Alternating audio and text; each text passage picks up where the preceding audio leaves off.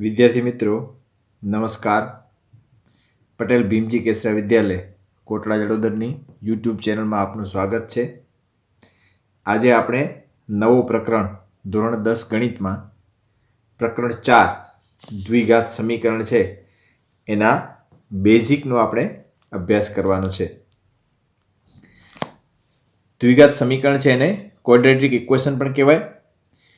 બોર્ડની પરીક્ષાની દ્રષ્ટિએ જોઈએ તો એમાંથી કુલ 6 ગુણ છે એના પ્રશ્નો પૂછાય છે, એટલે પરીક્ષાની દ્રષ્ટિએ પણ અગત્યનો છે। એમાં 1 ગુણનો એક પ્રશ્ન, 2 ગુણનો એક દાખલો અને 3 ગુણનો એક દાખલો, આ રીતે કુલ 6 ગુણના પ્રશ્નો પૂછાય છે। આ વખતે જે 30% અભ્યાસક્રમ છે એમાં કાપ કરેલી છે, તો કયા કયા મુદ્દા છે આમાંથી નીકળી જાય છે, કયા સ્વાધ્યાય નીકળી જાય છે એ હું સાથે વિડીયોની સાથે તમને એનો એક ફોટો મૂકી દઈશ, એ તમારે બરાબર ધ્યાનથી જોઈ લેવાનો। સૌથી પહેલાં આપણે જોઈએ દ્વિઘાત સમીકરણનો અર્થ શું થાય। દ્વિઘાત એટલે જેમાં બે ઘાત હોય, એટલે કે ધારો કે x હોય તો xની મોટા મોટી ઘાત કેટલી હોય, 2 ઘાત હોય તો એને દ્વિઘાત કહેવાય। આપણે આગળ દ્વિઘાત બહુપદી જોઈ ગયા, તો એનો પ્રમાણિત સ્વરૂપ શું હતો, px બરાબર ax વર્ગ વત્તા bx વત્તા c। આમાં તમે જો x ની મોટા મોટી ઘાત કેટલી છે, 2 ઘાત છે, એટલે આને શું કહેવાય, દ્વિઘાત બહુપદી। હવે દ્વિઘાત બહુપદી છે અને દ્વિઘાત સમીકરણ છે, એ બંનેમાં ફેર શું, તો દ્વિઘાત બહુપદી છે એમાં px બરાબર આપણે ax વર્ગ વત્તા bx વત્તા c લખીએ છીએ, જ્યારે દ્વિઘાત સમીકરણ આવશે ત્યારે આપણે બરાબર શું લખશું, 0 લખશું। એટલા માટે દ્વિઘાત જે સમીકરણ છે એનો પ્રમાણિત સ્વરૂપ તમને પૂછે પરીક્ષામાં તો શું થાય, ax વર્ગ વત્તા bx વત્તા c બરાબર 0। અને અહીં તમે જોશો તો ચલ કેટલા હશે, એક જ હશે। દ્વિઘાત સમીકરણની અંદર એક જ ચલ x છે, 2 ચલ નથી। 2 ચલ હોય x અને y તો એને શું કહેવાય, દ્વિચલ સુરેખ સમીકરણ કહેવાય। તો બધાનો પ્રમાણિત સ્વરૂપ છે ને ખાસ યાદ રાખવાનો। આ પ્રમાણિત સ્વરૂપ કોનો છે, દ્વિઘાત બહુપદીનો છે। તો બહુપદીમાં શું આવે, આગળ px આવે અને એમાં બરાબર 0 ના આવે। જ્યારે દ્વિઘાત સમીકરણ હોય તો એમાં શું આવે, ax વર્ગ વત્તા bx વત્તા c બરાબર 0, આમાં px ના આવે। અને દ્વિચલ સુરેખ સમીકરણ તમને પૂછે એનો પ્રમાણિત સ્વરૂપ, બરાબર, તો દ્વિચલ સુરેખ સમીકરણનો પ્રમાણિત સ્વરૂપ શું હતો, ax વત્તા by વત્તા c બરાબર 0। અહીં જો x અને y ની ઘાત કેટલી હોય છે, એક જ હોય છે, પણ ચલ કેટલા છે, 2 છે, x અને y, જ્યારે અહીં ચલ કેટલા છે, એક જ છે, x, બરાબર। તો દ્વિઘાત સમીકરણનો પ્રમાણિત સ્વરૂપ તમારે ખાસ યાદ રાખવાનો। અહીં a b અને c શું છે, એ સહગુણકો છે। x વર્ગનો જે સહગુણક છે એને a કહેવાય, x ની જે સહગુણક છે એને b કહેવાય, અને છેલ્લે જે અચળ પદ છે એને શું કહેવાય, c કહેવાય। અહીં a b અને c ની કોઈ પણ કિંમત હોઈ શકે છે, પ્લસ હોઈ શકે, માઇનસ હોઈ શકે, વર્ગમૂળમાં હોઈ શકે, ગમે તે કિંમત હોઈ શકે। એટલે કે a b c છે એ વાસ્તવિક સંખ્યાઓ છે, અને a b c માં b c ની કિંમત 0 પણ હોઈ શકે, પણ a ની કિંમત ક્યારે 0 થવી જોઈએ નહીં। a is not equal to 0। શું કામ a ની કિંમત 0 ન થવી જોઈએ, કારણ કે આ દ્વિઘાત બહુપદી છે એટલે x વર્ગવાળો પદ હોવો જ જોઈએ। જો a ની કિંમત 0 થઈ જાય તો આ x વર્ગવાળો પદ જ નીકળી જાય, એટલે બાકી શું વધે, bx વત્તા c, અને એને દ્વિઘાત સમીકરણ ન કહેવાય। તો a ની કિંમત 0 ન થવી જોઈએ, બાકી પ્લસ માઇનસ ગમે તે હોઈ શકે, પણ b અને c ની કિંમત 0 પણ હોઈ શકે અને પ્લસ માઇનસ ગમે તે હોઈ શકે। એટલે a b અને c ની કિંમત કેવી છે, વાસ્તવિક સંખ્યાઓ છે, પણ a ની કિંમત 0 ન હોવી જોઈએ, એના સિવાય ગમે તે હોઈ શકે। હવે આપણે બીજની વાત કરીએ તો એને બીજ પણ કહેવાય, ઉકેલ પણ કહેવાય અને શૂન્ય પણ કહેવાય। તો દ્વિઘાત સમીકરણ હોય એના વધારે કેટલા બીજ મળે, 2 બીજ મળે। એનો અર્થ એ નથી કે 2 જ બીજ મળે, 2 પણ બીજ મળી શકે, 1 પણ બીજ મળી શકે, અને બીજ ન પણ મળી શકે, વાસ્તવિક બીજ ન પણ મળી શકે। પણ વધારે કેટલા ઉકેલ મળે, કેટલા શૂન્યો મળે, દ્વિઘાત સમીકરણના 2 શૂન્યો મળે। તમારે યાદ રાખવાના, કારણ કે દ્વિઘાત છે એટલે x ની 2 ઘાત છે એટલે 2 શૂન્યો મળે, ત્રિઘાત હોય તો 3 શૂન્યો મળે વધારે। હવે બીજ છે એ કેવા મળશે, તો એ શોધવા માટે કે બીજ કેવા હશે એના માટે અને આગળ દાખલા આવશે એ ગણવા માટે આપણા માટે વિવેચક શોધવો બહુ જરૂરી છે। વિવેચક છે એને શું કહેવામાં આવે છે, ડી કહેવામાં આવે છે, વિવેચક। અને વિવેચક શોધવાનું સૂત્ર શું છે, b વર્ગ માઇનસ 4ac। આ તમારે ખાસ યાદ રાખવાનું, ડી ને શું કહેવાય, વિવેચક। અને વિવેચકની કિંમત કેવી મળે છે એના ઉપરથી આપણે ઉકેલ કેવા મળશે એની આગાહી કરી શકીએ। એટલે સૌથી પહેલાં તમારે એવા દાખલા આવશે કે આ દ્વિઘાત સમીકરણ છે એનો ઉકેલ કેવો મળશે, તો એના માટે તમારે સૌથી પહેલાં શું શોધવો પડશે? ડી શોધવો પડશે. ડીનું સૂત્ર શું છે? બી વર્ગ માઇનસ 4ac. એટલે તમને જે દ્વિઘાત સમીકરણ આપેલો હોય તમારે એને આની સાથે સરખાવવાનો એના પ્રમાણિત સ્વરૂપ સાથે. એટલે એક્સ વર્ગનો સહગુણક હશે એને એ કહેવાય. એટલે એની કિંમત મળી જશે, બીની કિંમત મળી જશે અને સીની કિંમત મળી જશે. આ બધી કિંમત તમે આમાં મૂકશો એટલે તમને કોની કિંમત મળી જશે? ડીની કિંમત મળી જશે. જો ડીની કિંમત તમને ઋણ મળે, માઇનસમાં આવે, ધારો કે તમે આમાં બધી કિંમત મૂકી અને ધારો કે તમને ડીની કિંમત છે એ માઇનસ મળે છે, તો તમારે શું સમજવાનું કે આના વાસ્તવિક શૂન્યો છે એ અસ્તિત્વ ધરાવતા નથી. એટલે કે વાસ્તવિક શૂન્ય મળતા નથી. બસ એટલો જ તમારે લખવાનો છે. પછી આનો આગળ દાખલો તમે કરશો નહીં, કારણ કે કરવાની જરૂર નથી, કારણ કે આપણે વાસ્તવિક શૂન્યો માટેના જ દાખલા આમાં કરવાના છે. બરાબર? તો એનો ઉકેલ કેવો મળશે? વાસ્તવિક. બાકી આભાસી ઉકેલ છે અથવા સંકર ઉકેલ છે એના દાખલા છે 11માં આવશે. તમારે જ્યારે સાયન્સ રાખશો અને એમાં ગણિત રાખશો ત્યારે આવશે. એટલે અત્યારે આપણે જોવા નથી. એટલે તમારે ખાસ ધ્યાન રાખવાનું કે જ્યારે પણ ડીની કિંમત છે માઇનસ મળે, લેસ ધેન 0નો અર્થ શું થાય? માઇનસ મળે, ત્યારે તમારે શું લખવાનું? વાસ્તવિક ઉકેલ મળતા નથી અથવા તો વાસ્તવિક શૂન્યો મળતા નથી. તમારે એક દાખલો ગણવો તો ગણી લેવાનો. આ એક દ્વિઘાત સમીકરણ આપેલો છે.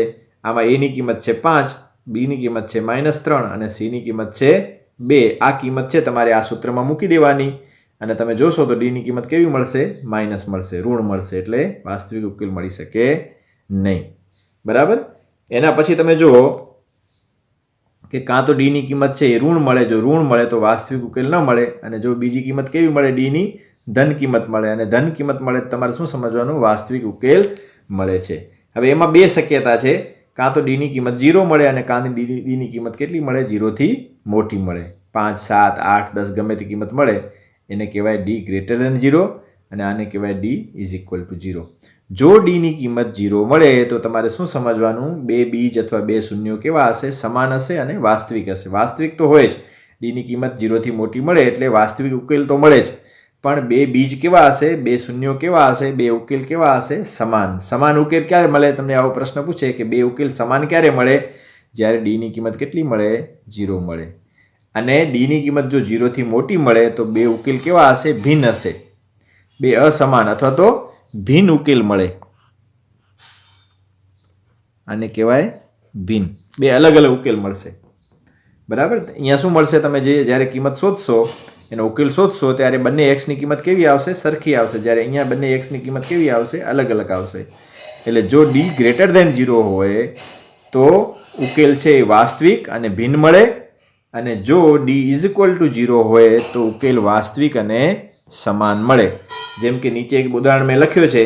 આમાં એની કિંમત કેટલી થશે? 1, બીની કિંમત 6 અને સીની કિંમત 9. એ બધી તમે આમાં મૂકી દેશો સૂત્રમાં તો તમને ડી કેટલા મળશે? 0 મળશે. અને 0 મળે એટલે તમારે સમજી લેવાનું બે ઉકેલ કેવા છે? સમાન છે. અને અહીં પણ એક દ્વિઘાત સમીકરણ આપેલો છે. આમાં એની કિંમત છે 1, બીની કિંમત છે 1 ને સીની કિંમત છે -2. આ પણ તમે ડીના સૂત્રમાં મૂકશો તો તમને ડીની કિંમત કેવી મળશે? 0થી મોટી મળશે. અને જો ડીની કિંમત 0થી મોટી મળે તો બે ઉકેલ છે એ વાસ્તવિક અને ભિન્ન મળે. એ તમારે ખાસ યાદ રાખવાનું. પછી અહીં કેટલાક મેં સૂત્રો લખ્યા છે જે દાખલા ગણવા માટે તમને કામ આવશે. એટલે આ સૂત્રો છે તમારે નોટમાં લખી લેવાના. x + y અથવા x - y નો વર્ગ હોય તો એનું વિસ્તરણ કઈ રીતે થાય? અને ઘન છે એનું વિસ્તરણ કઈ રીતે થાય? x + y નો ઘન અથવા x - y નો ઘન છે એનું વિસ્તરણ કઈ રીતે થાય? આ તમારે વિડીયો છે પોઝ કરી અને તમારે લખી લેવાનું, જે આગળ જતાં આપણને કામ આવશે. હવે આગળ આપણે જોઈએ તો દ્વિઘાત સમીકરણ છે એનો આપણે ઉકેલ કઈ રીતે શોધી શકીએ? દ્વિઘાત સમીકરણનો ઉકેલનો અર્થ શું થાય? એક્સની કિંમત. ઉકેલનો અર્થ થાય એક્સની કિંમત આપણે શોધવાની છે. કેટલી એક્સની કિંમત મળશે? તો વધારેમાં વધારે 2 મળશે. એને કહેવાય ઉકેલ. તો એક્સની કિંમત અથવા ઉકેલ શોધવા માટેની કુલ 3 રીત છે. અવયવની રીત છે, પૂર્ણ વર્ગની રીત છે અને દ્વિઘાત સૂત્રની રીત છે, જેને શ્રીધર આચાર્યની રીત પણ કહેવામાં આવે છે. તો એમાં જે પૂર્ણ વર્ગની રીત છે એ અત્યારે આ વર્ષ માટે અભ્યાસક્રમમાંથી કાઢી નાખી છે. એટલે એના દાખલા આપણે ગણવાના નથી.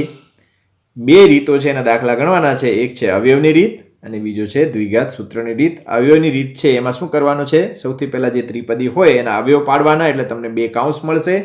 બંને કાઉન્સ બરાબર 0 લઈ લેવાના એટલે તમને એક્સની બે કિંમતો મળશે. એ આપણે દાખલા ગણશું એટલે તમને હું બરાબર સમજાવીશ. પૂર્ણ વર્ગની રીત અભ્યાસક્રમમાં નથી. દ્વિઘાત સમીકરણની રીત છે એમાં આપણે શું કરવાનું છે, સૌથી પહેલાં જે તમને દ્વિઘાત સમીકરણ આપેલો હોય એને એના પ્રમાણિત સ્વરૂપ સાથે સરખાવવાનું. એટલે એબીસીની કિંમત મળશે. એબીસીની કિંમત છે ડીમાં મૂકવાની એટલે તમને ડીની કિંમત મળશે. અને પછી ડીની કિંમત છે આ બે સૂત્રોમાં મૂકવાની એટલે તમને એક્સની બે કિંમત મળશે. આ બે સૂત્રોમાં એટલો જ ફેર છે કે અહીંયા પ્લસ છે ને અહીંયા માઇનસ છે. તો સૌથી પહેલાં એબીસી શોધવા, પછી ડી શોધવા અને ડીની કિંમત આ બંને સૂત્રોમાં તમે મૂકી દો તો તમને એક્સની બે કિંમત મળે, જેને દ્વિઘાત સૂત્રની રીત અથવા તો શ્રીધર આચાર્યની રીત કહેવામાં આવે છે. પછી કેટલાક અગત્યના સૂત્રો છે જે તમારે યાદ રાખવાના, જે તમને આગળ જતા કામ આવશે. બરાબર?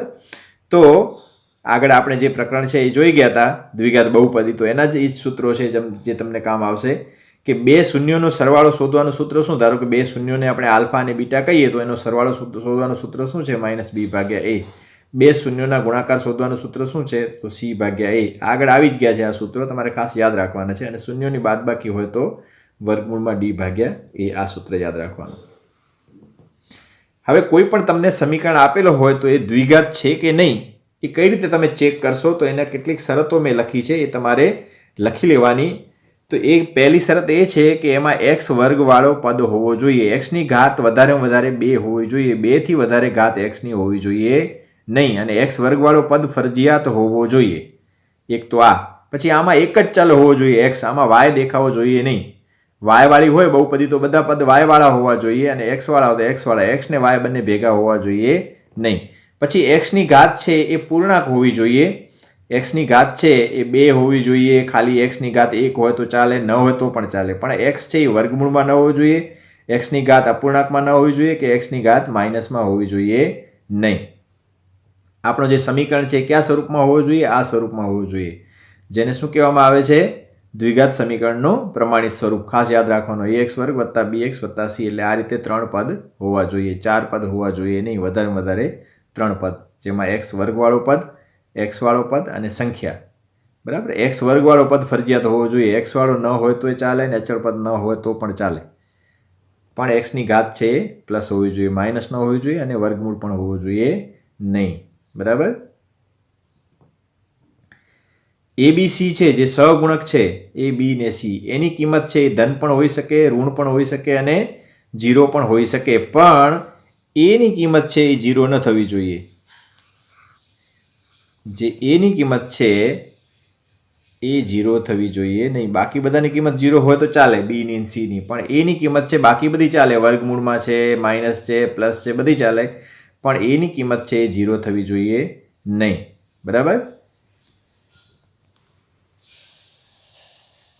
ઘણીવાર તમને સમીકરણ છે થોડા અલગ સ્વરૂપમાં આપેલા હોય તો સૌથી પહેલાં તમારે શું કરવાનું, એનું સાદુરૂપ આપવાનું અને પછી જોવાનું કે એ દ્વિઘાત સમીકરણ છે કે નહીં.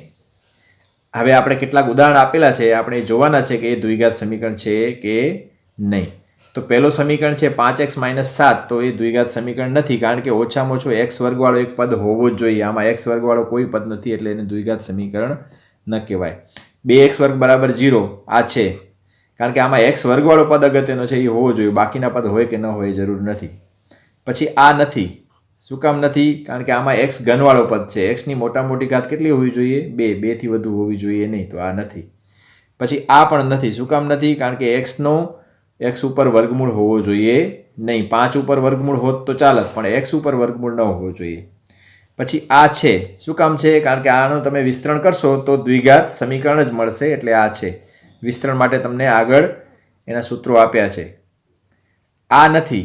શું કામ નથી? કારણ કે અહીંયા એક્સ વર્ગ છે, સામે પણ એક્સ વર્ગ છે. આ એક્સ વર્ગને આ બાજુ લઈ આવશું તો માઇનસ થશે, એટલે એક્સ વર્ગ ઉડી જ જશે. એટલે એક્સ વર્ગ ઉડી જશે એટલે પછી એક્સ વર્ગવાળો કોઈ પદ રહેશે નહીં, એટલે આ નથી. અને આ પણ નથી. શું કામ નથી? કારણ કે આમાં ચલ એક જ હોવો જોઈએ, આમાં બીજો ચલ વાય છે, તો બીજો ચલ ન હોવો જોઈએ, એટલે આ પણ નથી. તો આવા બીજા દાખલા આપણે આગળ જોશું.